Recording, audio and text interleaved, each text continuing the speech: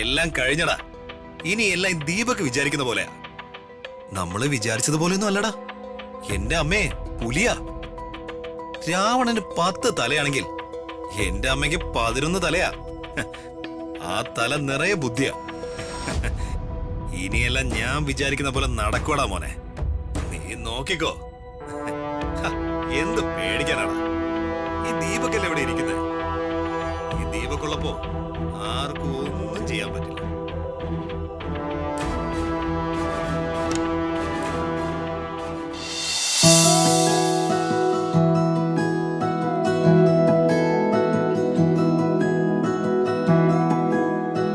Ritika madam ഉറങ്ങാറുന്നല്ലേ?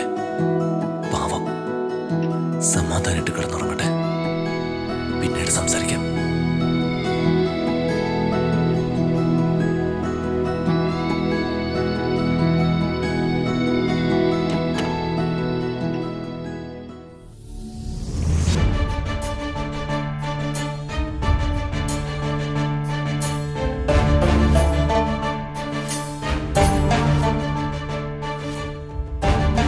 Raju ഇത്ര വേഗം സംസാരിച്ചു കഴിഞ്ഞോ?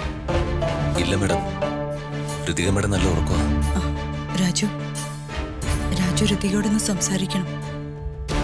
സംസാരിക്കാം മേഡം. ഞാനിപ്പോ ഇറങ്ങട്ടെ.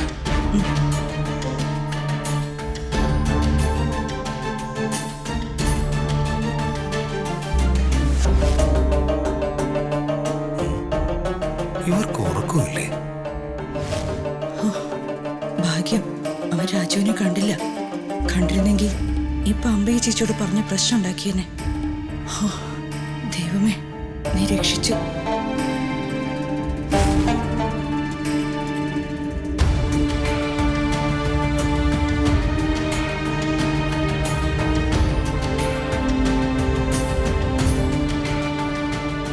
രാജു, എനിക്ക് നിന്നെ കാണണമെന്നുണ്ട്.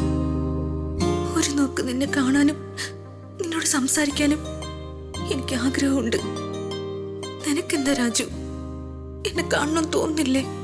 എന്നോട് സംസാരിക്കണമെന്ന് തോന്നുന്നില്ലേ? പ്രണയിനിയായിട്ടും ഭാര്യയായിട്ടും ഒന്നും അല്ല, പഴയ പോലെ ഒരു നല്ല ഫ്രണ്ടായിട്ടെങ്കിലും കാണുന്നുണ്ടെങ്കിൽ നീ എന്നെ ഒരു നോക്ക് കാണാൻ വന്നേനെ.